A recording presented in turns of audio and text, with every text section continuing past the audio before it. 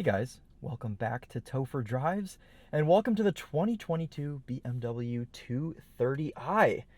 This is going to be episode 2 of a series that I have confidently named Comfort Mode, with some feedback from you guys. Decided it was a little bit more memorable than Comfort in Cars, so here we are. Episode 2 of Comfort Mode, a series where we drive cool cars, talk about the car, of course, but sometimes stuff that isn't related to the car, and, go for a drive, enjoy golden hour, enjoy the sunset any time of the day, whatever it may be. But today we're in the new 2 Series, so I'm pretty excited. This is actually like the 4th one of these that I've driven, but I don't have as much time in the 230i as I do in the M240i. So I'm excited to take you guys along with me today to experience this new 2 Series just a little bit more. This one has the M Sport package. It's finished in Brooklyn Gray, metallic. It might not look metallic on camera, but it actually is. It isn't just the silly Nardo gray that everyone's painting their cars nowadays. It's a little bit of a different variant of that.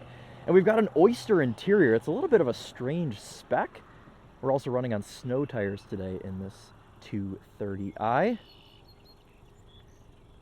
The looks of this car are growing on me. I know it's quite controversial, but when you take a look at like the new M3 and M4, this actually looks pretty nice comparatively because it doesn't have that big silly face on it like those cars do. This is actually, which is hilarious because the proportions on this aren't perfect, of course. I think the headlights are a little bit small, but the proportions on this are better, I think, than the new 4 Series, the M3 and the M4. And this Brooklyn Gray looks pretty sweet under this nice orange sunset we got going on right now. All right, it's a little bit chilly. In fact, it's supposed to snow tomorrow, so I'm glad I'm filming this today. Let's go ahead and hop back in the car. Pretty nice interior in this 230i. Quite a familiar sight if you're familiar with the 2020 and up 3 Series and so on. They've replicated that interior here in the 2 Series, and it's simple, it's minimalist, but it actually works pretty well. We still have a good amount of knobs and buttons and things in here to really get the job done. What do you guys think about this oyster interior? It's super light beige, almost white, not quite white, but almost. Okay, I am actually shivering right now. I need to have all of my heated elements on. Oh, that was already on. Steering wheel heating activated. All right, cool. Well, let's go ahead and go for a drive. Let's enjoy this 230i a little bit. And today I wanted to talk about all of the BMWs that I've ever owned. We're driving a BMW today, so why don't we... That was weird. The car acted like it wanted to stall there for a second. Anyways, I don't know if that's really a good start to this video or not, but I figured since we're driving a BMW today, why don't we talk about all the BMWs that I've ever owned? It's only been 3, but all 3 of them have their own unique stories, and along the way, we'll get some driving impressions on this 230i with the M Sport pack. See what this thing's like to drive as well. I should also mention, this is the G42. Did I get that right? I'm pretty sure I got it right.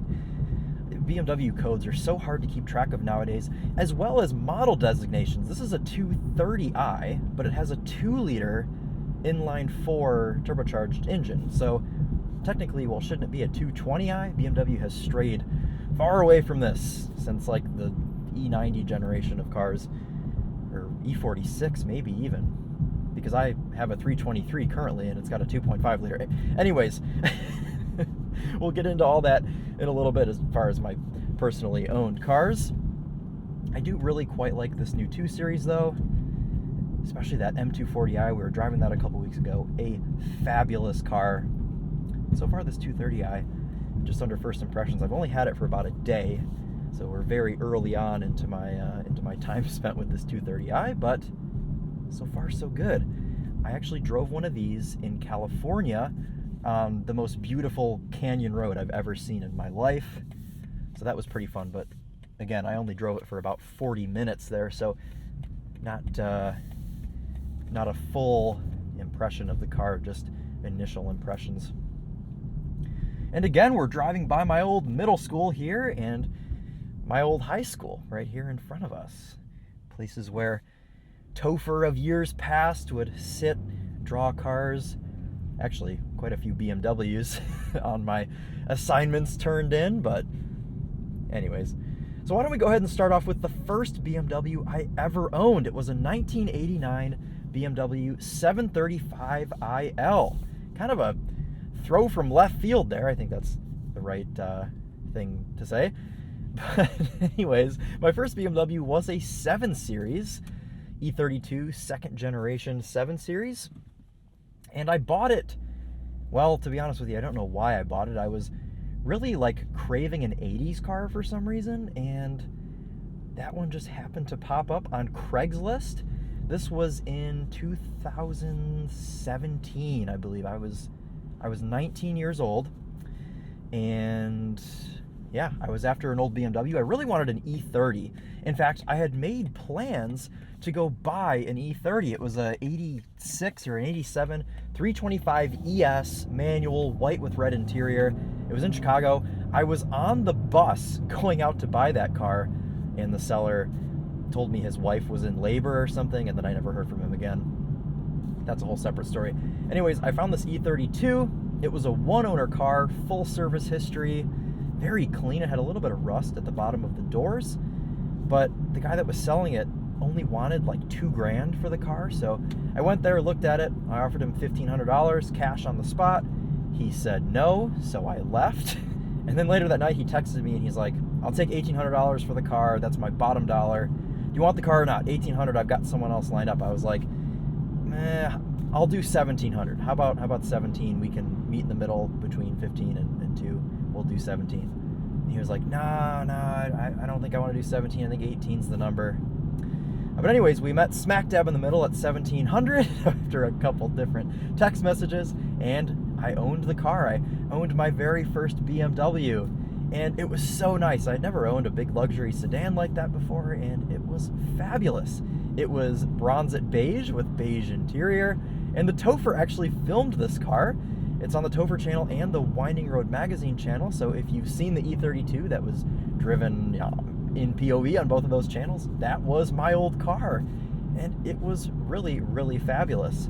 I was really worried going into the experience, because everyone always talks about how horrid it is to own old BMWs, but it was actually a really, really good car. I never had any real major issues with it. I mean, it was dead reliable. The only things that ever broke on it were, the fog lights one day just stopped working. It had a big message across the dash that was like, fog light error, and then I just didn't have fog lights for the rest of my ownership, but that didn't bother me too much. Maybe it was the fuse or a relay or the switch, something like that. I don't know. Didn't ever look into it, because that was towards the end of my ownership when I was looking to sell the car anyways.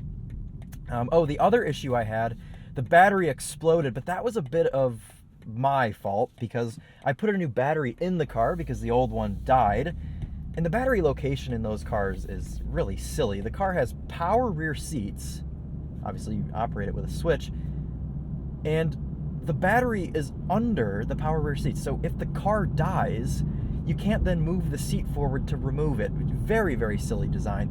But somehow me and my buddy Kyle were able to get this battery out. We put the new battery in. Fitting the seat back in wasn't easy. We had to kind of push it back into a spot that we thought was correct. Well, it wasn't. And then we used the power rear seat and it shorted out on the battery. The battery exploded.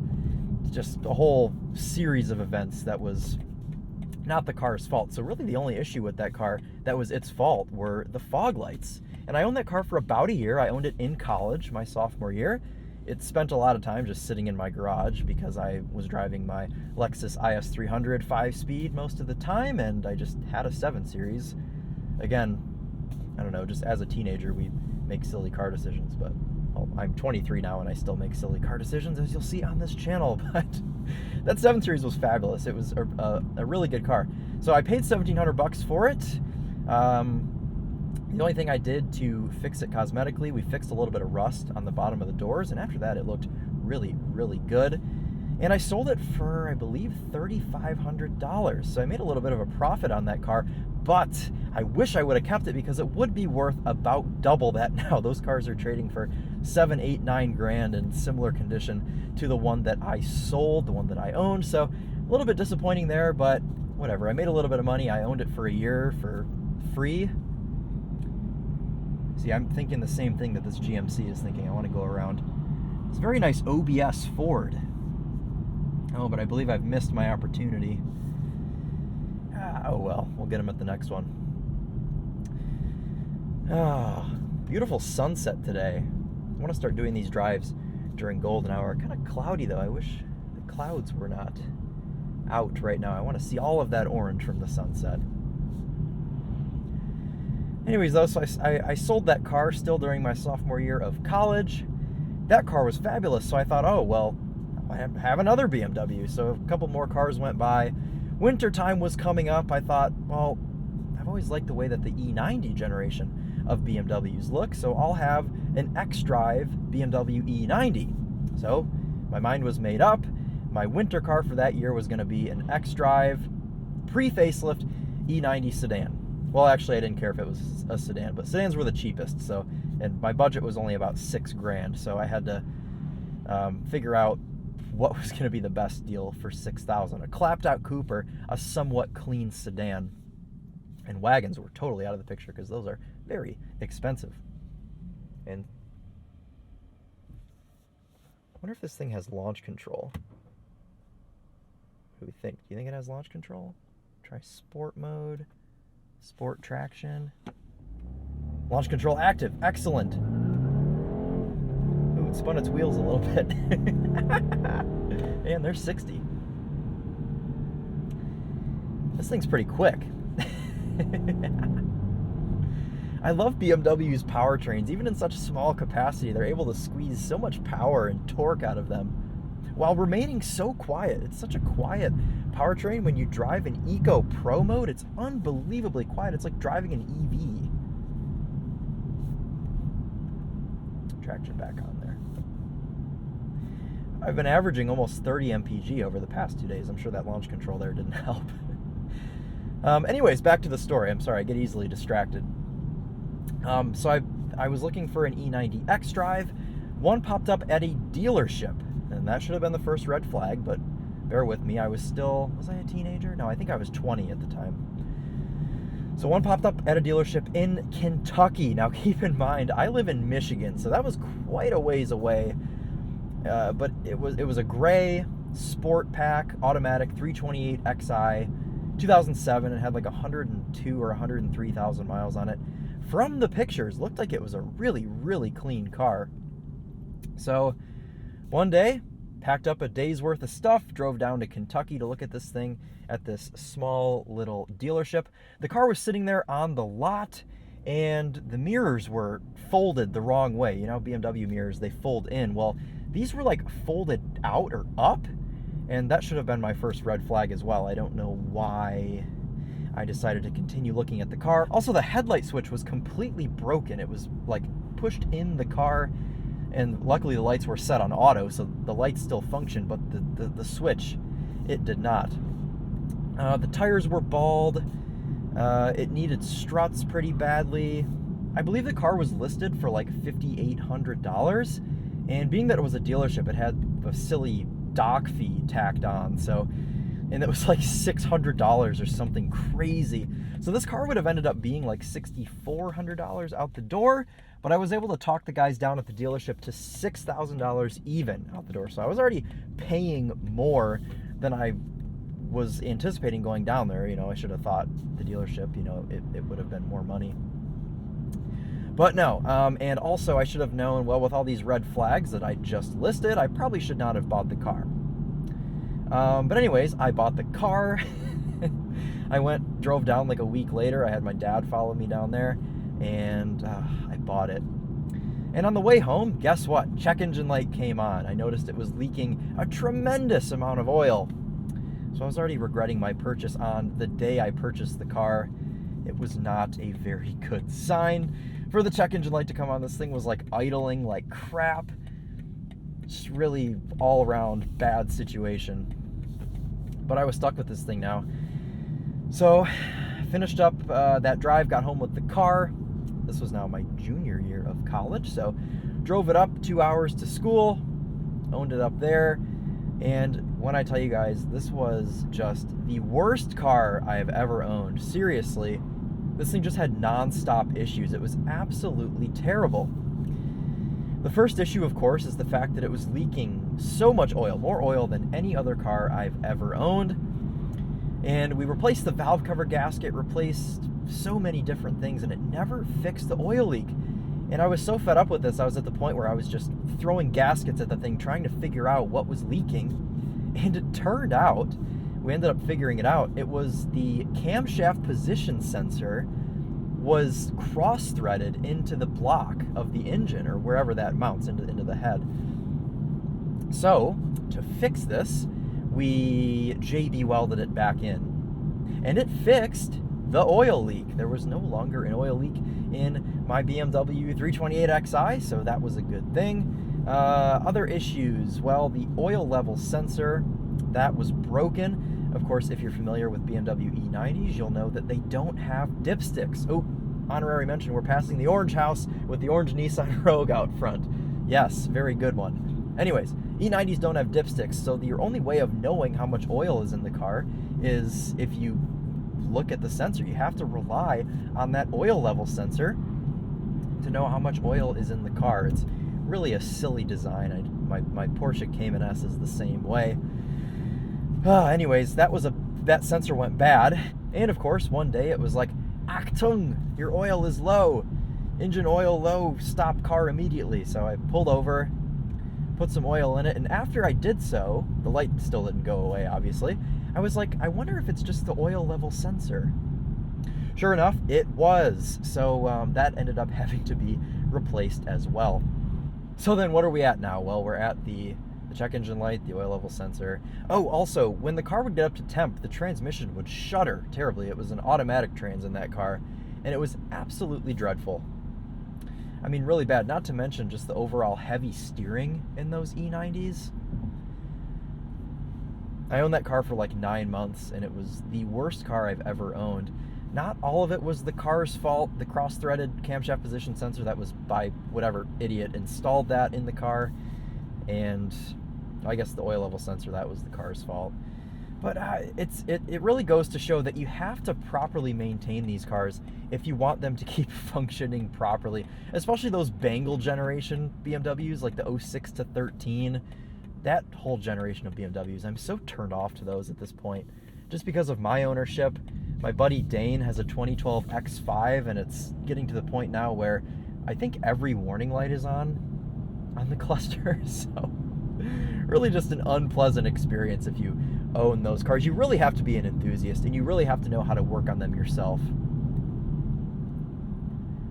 Try out some handling on this 230i here. My stupid lane keep assist is on.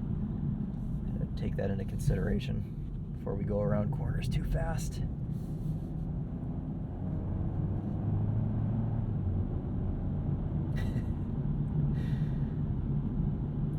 Seriously though, have you guys noticed how quiet this car has been this whole time in Eco Pro? It turns off all of the artificial noise that comes through the speakers, so it just ends up being a very, very quiet experience in your luxury flagship. Anyways though, while we were just on the topic of those 06 to 13-ish generation BMWs, just today actually, the day that this is being recorded, a big recall just resurfaced with those cars, which is the crankcase vent. It can catch on fire. It was a big issue when I had mine as well. I got like 50 letters in the mail about how your E90 could catch on fire. Well, it has just resurfaced. I guess more of them have been catching on fire. God, I wish mine would have caught on fire. Not while I was in it, obviously. Or while anyone was in it. That's a terrible thing to wish upon someone. But do I wish that car would have been taken from me in a sort of act of the universe way? Yes, I wish that would have happened. So, yes, anyways, if you have an E90, you should probably look into getting that fixed at the dealership. Or don't if you want your car to burn to the ground, but I wouldn't advise that you do that. Definitely take that to the dealership and get it taken care of. That's the first thing I did with mine. I took it to the dealership, got all the recalls done, and actually got put up in a pretty nice BMW loaner. That's a plus. I got like a brand new X5 for the day while my E90, my $5,000 E90 was getting fixed at the dealership. So a big pro of getting a recall done at BMW, you get a pretty slick loaner car. Anyways, though, I don't want to spend too much time on the E90 because that was, like I said, the worst car I've owned and obviously the worst BMW that I've owned. So let's move on now to my current BMW, and you've probably seen it as well on the TOPher channel. It's a 2000 E46 BMW 323i 5-speed manual, and you may be thinking, oh, well, what's so special about that? Well, it has the most miles of any car I've ever owned, and the most miles of any car I've ever driven as well. Guys, this thing has almost 365,000 miles on it. It was owned prior to me by a client of my buddy Sean down in Illinois at Kauth and Mayer. Very nice European shop. If you guys live in the Peoria, Illinois area, be sure to check them out. Absolute top tier work. They were able to keep this BMW on the road for almost 400,000 miles, and this car is still going. Yes, I do have $20,000 worth of maintenance receipts, but remember, this is over the lifetime of the car, over 364,000 miles. So I currently own that car, paid $1,000 for it. I'd say that was a smoking deal for a car that runs and drives actually very well. I've had very little issues with the car. It was doing this thing where it was stalling, and my buddy Keone got that fixed for me, and to be honest with you guys, I'm not sure what he replaced. He replaced something, and now the car runs fine. So that's a good thing. But that car's been great. I've actually put about 1,000 miles on it. Embarrassingly, actually, I've owned it for about a year now. I've owned it, I think, 9 or 10 months. I've only put 1,000 miles on it, but it's tough. I own so many cars. I rarely have time to drive any of them, especially when I'm driving these press cars. So, but that's the current unit. So hopefully I'll have videos up on the channel of that car. If you haven't yet, make sure to check out the videos of that car that are already up on the TOPher channel. There are 2 videos up currently. I will link those down below, as well as the videos on the E32. There are no videos on the E90 because I hated that car so much. I never even brought it to the TOPher and had him film it. So, what else on the E46? Well, it's silver, it's a sport pack, it's a 5-speed manual, and other than it being rusted out pretty badly, it's not in too bad a shape. The steering wheel, the seats, overall the interior, it's in pretty nice condition, nicer than comparable cars that have only about 100,000 miles on them. So I'm pretty happy with just the way that car is and the way that it has held up over the years and over almost 400,000 miles.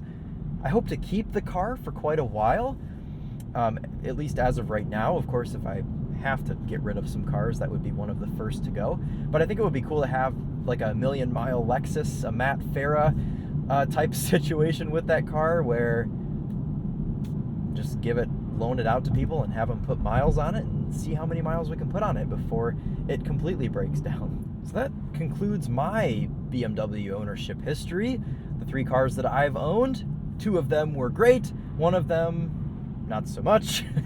Anyways, though, why don't we talk a little bit more about this 230i before we wrap up today?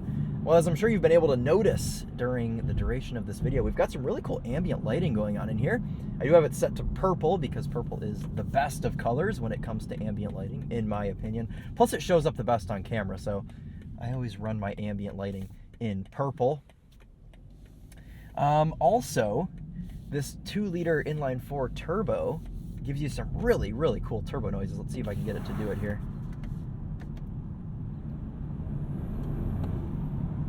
I don't know if you guys can hear that or not.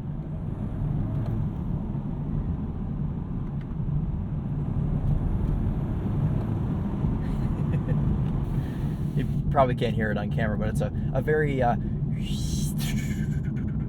very satisfying turbo noise. Even when you're in Eco Pro, you don't even have to be in any sort of special drive mode to have it do that. It's very, very cool. Overall, under first impressions, I really do like this 230i and the new 2 Series overall. The M240i was an absolute rocket ship, and this 230i is a nice, just like cheaper alternative. Obviously, though, right? 230i, it's a cheaper car. You can have this thing for under 40 grand. It starts around $37,000 or $38,000. So you can have a couple options on this car and still be under $40,000. It is only rear wheel drive, but still a really solid option. And I think this is a BMW that I would actually buy. All right, guys, well, that's going to wrap up our drive today of this BMW 230i and wrap up my story there of BMW ownership over the years. I hope you enjoyed, and I hope you enjoy this style of video. It's hard to differentiate, you know, when you have these new cars, when you're an automotive YouTube channel, because everyone has their own unique style of review. And while our POV reviews reside on the TheTopher channel, Winding Road, and Daily Motor, so it would be kind of silly to just make reviews in POV form on the TheTopher Drives channel as well. That'll wrap it up for us today. Go ahead and shut this thing off, and we'll do a little walk around of this 230i before I let you guys go for the night.